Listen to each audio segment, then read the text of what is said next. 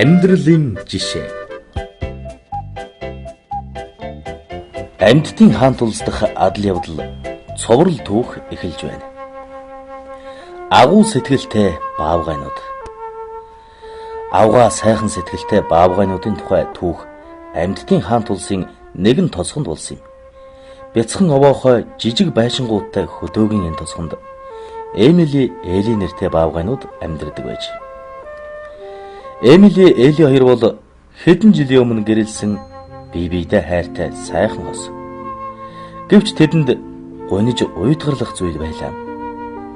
Учир нь үргэлж бамруушнуудтай болохыг хүсдэг хосуудын мөрөөдөл яагаад ч юм бүтэхгүй байлаа. Баавгайнууд бие биедээ үнэнч хараа зориулан аз жаргалтай амьдрахаа мэддэгч гэрт нь гүйлдэх бамрууш байхгүйд бүр чихээр уйдгарлана. Нэгэн удаа Эли ажил хийхээр орой явж харин Эмили зах явахаар боллоо. Хосууд орой уулзъягээд салцгаалаа. Эмили тосгон дах жижигхэн гэрээсээ нэлээд хол явсны эцэст зах дээр ирлээ.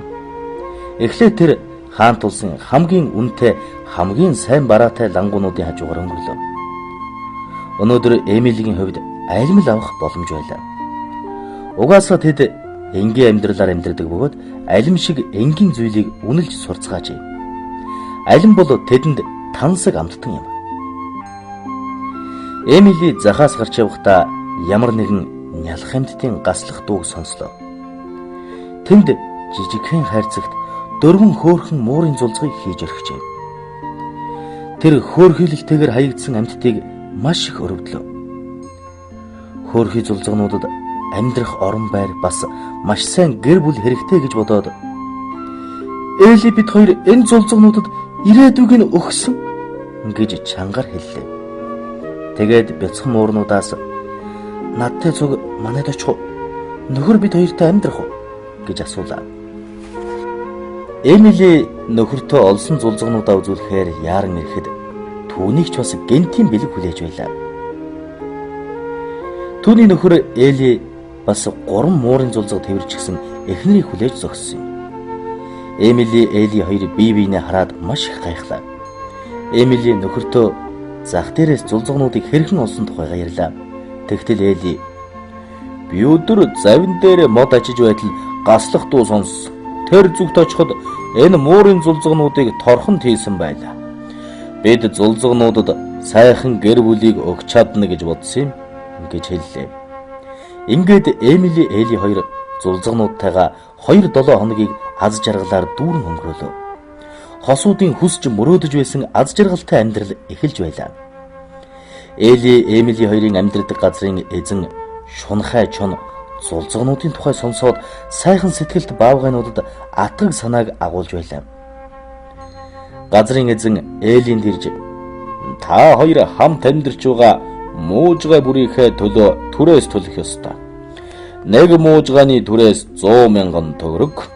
Одоо мөнгө төл эсвэл муужгаануудтайгаа эндээс нүү хэмээн шаардлаа. Эмили, Эли хоёр баларлаа. Тэдэнд муужгаануудыг гэртээ байлгах зөвшөөрөл авах мөнгө байсан. Эли уйлан нөхөртөө бидэнд 700,000 төгрөг хэрэгтэй болж байна. Одоо яах вэ гэлээ. Эмили, Эли хоёр бяцхан муужгаануудтайгаа хамт байлгаж өгөөч гэж бурхнаас гуйж залбирал хийлээ. Тэд залбирлаа тус болно гэдэгт итгэж байлаа.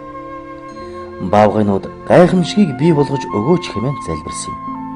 Гэтэл маргааш өглөө нь тэдний гуйсан гайхамшиг бий болжээ. Эли, Эмили хоёр өглөө босоод гэрийнхээ өмнө маш том гоёмсог тод өнгөтэй олон мөөг ургасныг олж харлаа. Эмили мөөгнүүдийг үзэхэд энэ нь маш үнэтэй хүнсний мөөг байлаа. Энэ бол гайхамшиг Эли. Энэ мөөг маш их үнэтэй учраас бид заахын худалдаа чинь төвөггүй зарчиж чадна гэж Эмили хэллээ. Баавгайнууд мөөгийг түүж аваад хот руу явлаа. Үнэхээр мөөг хурдан зарагдаж тэд бүр 800,000 төгрөгтэй боллоо. Энэ нь газрын эзний нэгснээс ч илүү мөнгө юм. Хамгийн гол нь зулцгнуудаа гэртээ байлгах боломж олсон нь бүхнээс илүү баяртай үйл явдал байлаа.